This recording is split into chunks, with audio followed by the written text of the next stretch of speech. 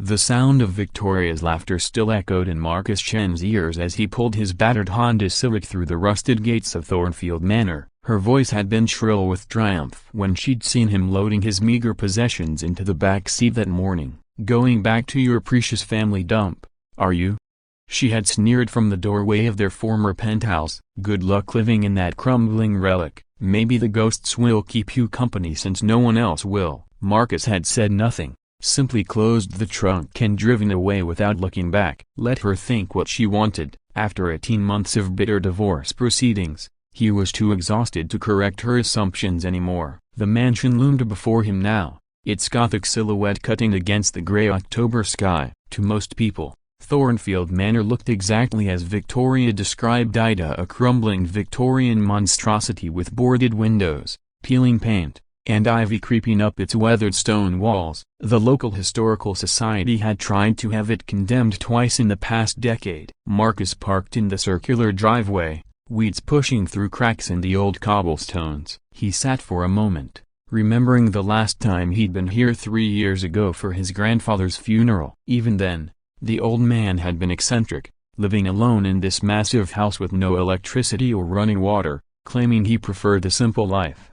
Everyone in the family thought Grandfather Chen had lost his mind in his final years. The successful tech entrepreneur who had immigrated from Taiwan in the 1960s and built a small fortune seemed to have abandoned everything for this ruin he'd purchased in 1995. He dismissed his staff, sold his modern home, and moved into Thornfield like some kind of hermit. Marcus grabbed his suitcase and walked to the front door, fishing out the heavy brass key his grandfather's lawyer had given him. The lock turned too easily for a house that had supposedly been abandoned. Inside, his footsteps echoed on dusty hardwood floors. Afternoon light filtered through gaps in the boarded windows, casting strange shadows across covered furniture. He'd inherited the property, much to his family's dismay and Victoria's disgust. During their marriage, she'd constantly pressured him to sell it. "It's worthless," she'd argued. "Tear it down and sell the land. At least we'd get something for that eyesore." But Marcus had always felt drawn to this place. As a child,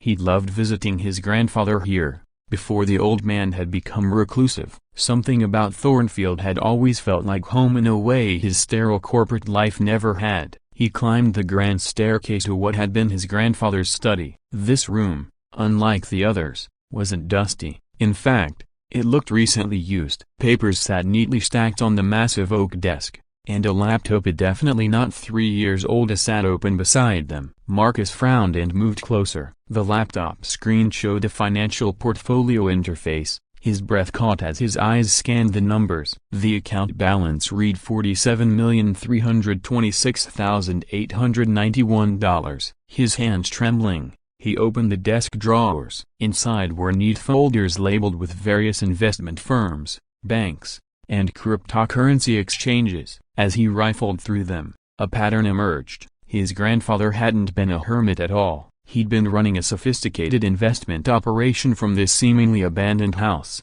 moving money through dozens of accounts and ventures.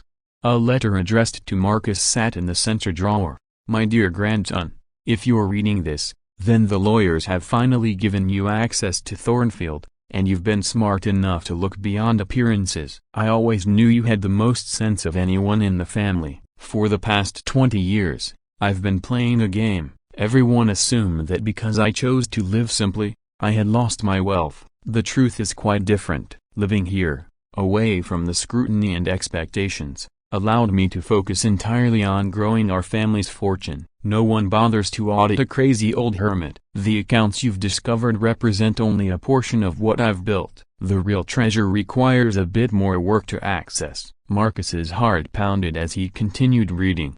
"In the basement, behind the old wine cellar, you'll find a hidden room. The combination to the door is your grandmother's birthday, a month, day, year. Inside, you'll find documentation for assets totaling approximately $150 million, including cryptocurrency wallets, rare art collections stored in climate-controlled facilities worldwide, and shares in several private companies I helped launch anonymously. I chose to live as I did not out of poverty, but out of preference. I found more joy in a simple life than I ever did in displaying wealth. But I also understood that sometimes, having resources available opens doors that would otherwise remain closed. Use this gift wisely, Marcus. And remember, sometimes the most powerful position is the one where others underestimate you. Your loving grandfather, William Chen. P.S. The house itself is also not what it seems. All utilities are connected and functional. Hidden behind the facade of abandonment, you'll find the real electrical panels in modern systems behind false walls. I thought you might appreciate the privacy this arrangement provides. Marcus sat down heavily in his grandfather's chair, the letter trembling in his hands. $150 million. Victoria had laughed at him for moving into a worthless ruin, never knowing she just mocked a multimillionaire.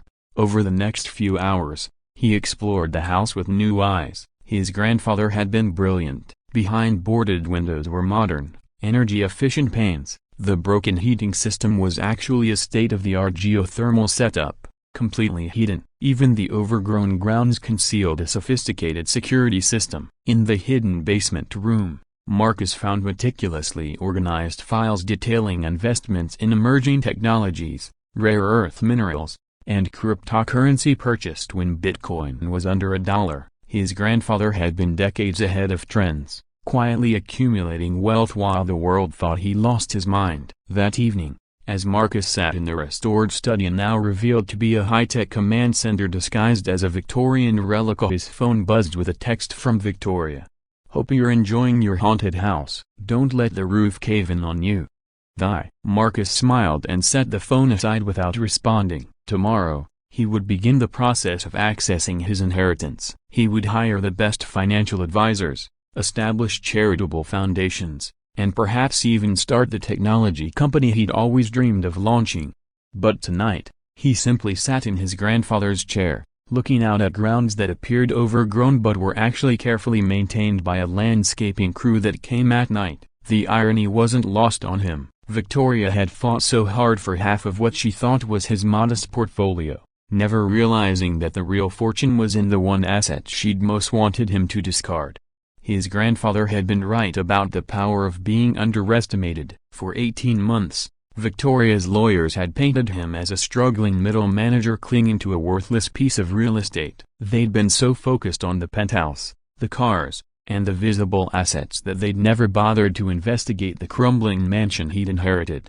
As the first stars appeared in the darkening sky, Marcus raised a glass of his grandfather's vintage wine stored in a climate-controlled cellar that Victoria would never have imagined existed behind those moldy basement walls. "Thank you, grandfather," he whispered to the empty room. "For the fortune, but more importantly, for the lesson." Outside, Thornfield Manor continued to look like a ruin to anyone passing by. Inside, its new owner was just beginning to understand the true meaning of wealth and the sweet satisfaction of the last laugh. The mansion kept its secrets well, just as it always had, and Marcus intended to keep it that way.